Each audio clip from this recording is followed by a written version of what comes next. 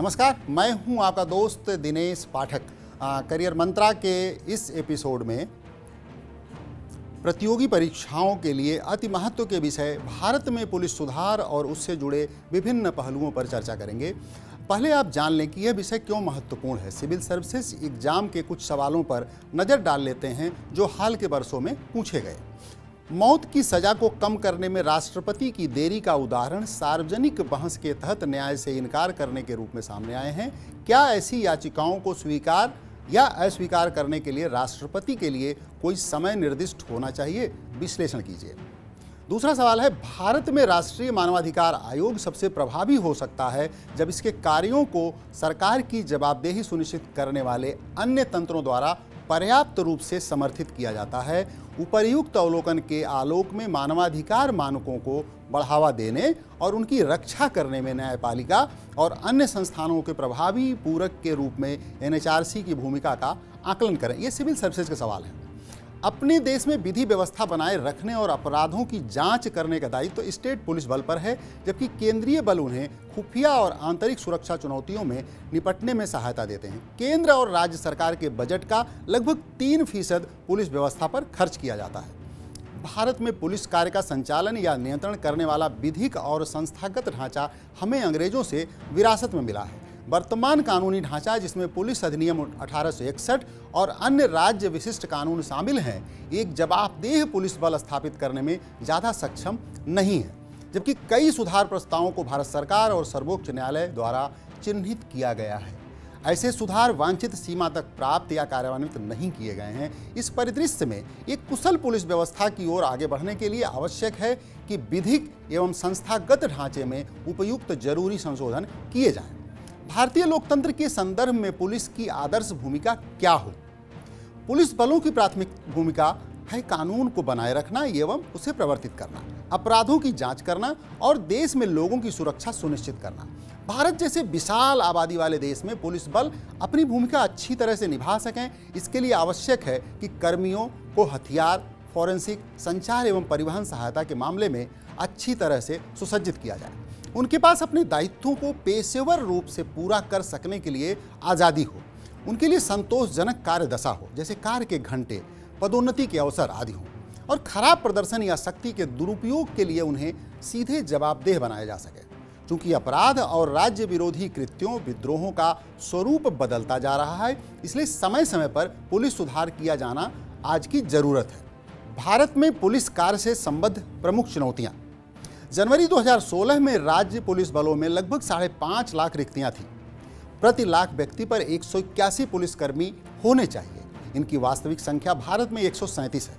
उल्लेख जरूरी है कि संयुक्त राष्ट्र ने प्रति लाख जनसंख्या पर 222 पुलिसकर्मियों की अनुशंसा की है, सिफारिश की है।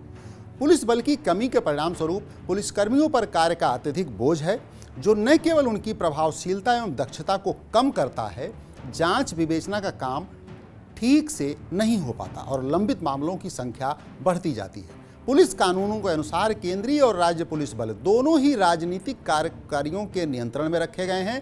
राजनीतिक नेताओं द्वारा प्रायः ही राज्य के वर्तमान राजनीतिक मिजाज के अनुसार पुलिस की प्राथमिकताओं के साथ छेड़छाड़ की जाती है। ये गंभीर बात है। द्वितीय प्रशासनिक सुधार आयोग ने वर्ष 2007 में पाया था कि राजनेताओं द्वारा व्यक्तिगत या राजनीतिक कारणों से पुलिसकर्मियों को अनुचित रूप से प्रभावित किया जाता है। वर्ष 1857 के विद्रोह के बाद देश के पुलिस प्रशासन को सुव्यवस्थित करने के लिए अंग्रेज सरकार द्वारा वर्ष 1861 का पुलिस अधिनियम लाया गया था।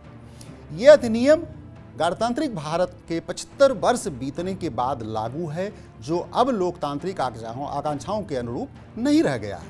द्वितीय प्रशासनिक सुधार आयोग ने रिपोर्ट में कहा है कि भारत में पुलिस पब्लिक संबंध असंतोषजनक है, क्योंकि आम लोग पुलिस को भ्रष्ट, अक्षम एवं गैर जवाबदेह मानते हैं और प्रायः उनसे संपर्क करने में संकोच करते हैं। वर्तमान पुलिस बलों के लिए सुदृढ़ संचार सहायता, आधुनिक हथियारों और उच्च गतिशीलता की आवश्यकता है। वर्ष 2015-16 के कई ऑडिट्स में पाया गया है कि राज्य पुलिस बलों के पास हथियारों की कमी है।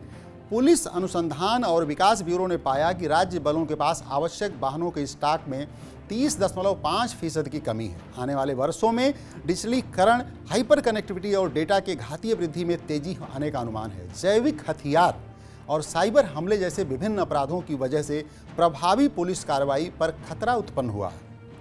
कैसी हो आगे की राह? भारतीय पुलिस बल को सख्त एवं संवेदनशील, आधुनिक एवं गतिशील, सतर्क एवं जवाबदेह, विश्वसनीय एवं उत्तरदायी और टेक सेवी एंड ट्रेंड बनाने की जरूरत है। इस दिशा में काम शुरू तो हुआ है, लेकिन अभी पर्याप्त नहीं है, धीमा है। विभिन्न अध्ययनों से संकेत मिलता है कि जब पुलिस अधिकारी नागरिकों के साथ गरिमापूर्ण व्यवहार करते हैं, संवाद में उन्हें बराबर की अभिव्यक्ति का अवसर देते हैं और पारदर्शिता एवं जवाबदेही के सजग विचारों से निर्देशित होते हैं, तो ये लोगों द्वारा कानूनों के अनुपालन को मजबूत करता है और अपराध को प्रेरित करने वाले परिदृश्यों में सुधार लाता है। सामुदायिक विधि व्यवस्था कार्य या कम्युनिटी पुलिसिंग को बढ़ावा देना उचित होगा। इसमें अपराध एवं अपराध से संबंधित मुद्दों को हल करने के लिए पुलिस और समुदाय के सदस्य मिलकर कार्य करते हैं तथा ये जनता पुलिस संबंधों में भी सुधार लाता है। सर्वोच्च न्यायालय के अनुसार पुलिस कदाचार की शिकायतों की जांच के लिए एक स्वतंत्र शिकायत प्राधिकरण की जरूरत है। आदर्श पुलिस अधिनियम 2006 के अनुरूप प्रत्येक राज्य को एक प्राधिकरण की स्थापना करनी चाहिए, जिसमें उच्च न्यायालय के सेवानिवृत्त न्यायाधीशों, नागरिक समाज के सदस्यों, सेवानिवृत्त पुलिस अधिकारियों और दूसरे राज्य के लोक प्रशासकों को रखा जाना चाहिए। साइबर अपराध का मुकाबला करने के लिए साइबर पुलिसिंग को मजबूत करना अब बहुत जरूरी हो चला है। क्योंकि अपराध अधिक परिष्कृत, जटिल और अंतर्राष्ट्रीय प्रकृति के होते जा रहे हैं, ऐसे में नए डिजिटल इन्वेस्टिगेशन एवं डेटा प्रबंधन क्षमताओं के साथ नवीन AI आर्टिफिशियल इंटेलिजेंस संवर्धित साधनों का होना आवश्यक है। देश भर में साइबर अपराध की स्थिति को उपयुक्त रूप से समझने के लिए संबंधित आपराधिक आंकड़ों को अपडेट किया जाना आवश्यक है। आपराधिक न्याय प्रणाली की संरचना को सुदृढ़ करने हेतु पुलिस सुधार महत्वपूर्ण है। सर्वोच्च न्यायालय के निर्देशों के अनुरूप पुलिस अधिनियम 1861 में संशोधन भी किया जाना चाहिए। चूंकि राज्यों में पुलिस महानिदेशक की नियुक्ति का विषय पुलिस प्रशासन के लिए अत्यंत महत्वपूर्ण है, ऐसी नियुक्तियों के लिए एक पारदर्शी और योग्यता आधारित प्रक्रिया तैयार की जानी चाहिए।